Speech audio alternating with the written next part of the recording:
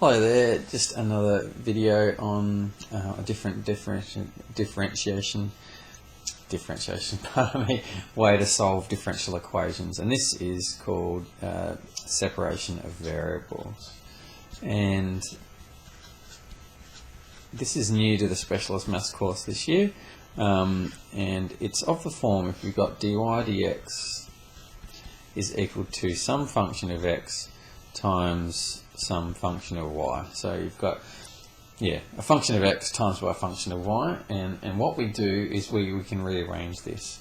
So what we do is we bring all the y's onto one side and all the g's onto the other. So you've got this dy here.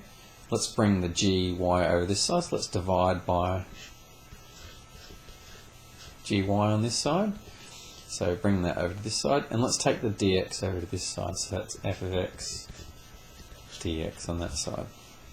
And so what we then do, so all I've done is move the y's to one side, x's to the other, and what we do is just integrate both sides. And so what we get is the integral of 1 over gy dy is equal to the integral of fx dx. Okay, so you can either think about it and you can either remember that the function of y, just take the reciprocal of that, and the function of x just stays the same, or you can just drag one over to one side and one over to the other. But that's the method that we do, and then we just solve it.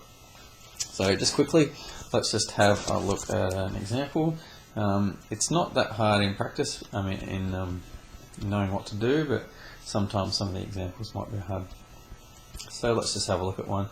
Solve dy dx equals y squared sine x, where y equals 1 when x equals pi. So let's just have a look at this. So I'll do it the slow way, but you can, like I said, the y just gets to be reciprocal and the x just remains the same. But I'll just show you that in case you can't remember that. I don't remember things like that. So I'm going to bring the y squared over to this side.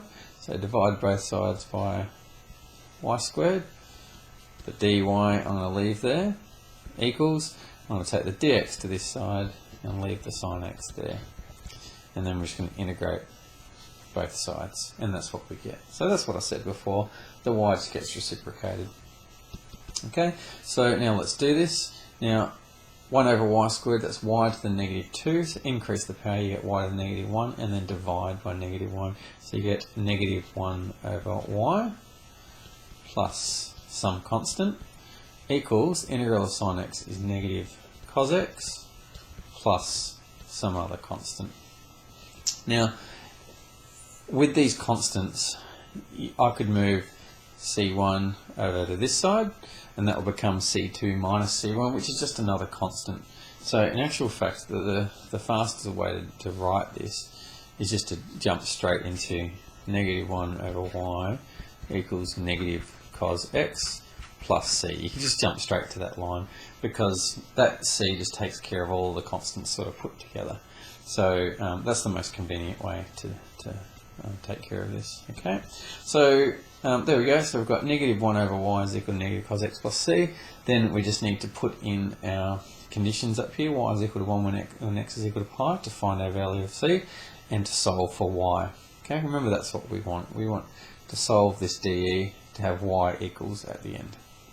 So sub in y pi equals 1. And then we get negative 1 over 1 equals negative cos pi plus c. Therefore, c is equal to negative 1. Now, cos of pi is negative 1. Cos pi is equal to negative 1, so that's equal to positive 1. So we're at minus 1, so it's negative 1 minus 1, which is equal to negative 2. Therefore, we have negative 1 over y is equal to negative cos x minus 2. Let's just solve this. I'll negate everything, so therefore 1 over y is equal to cos x plus 2.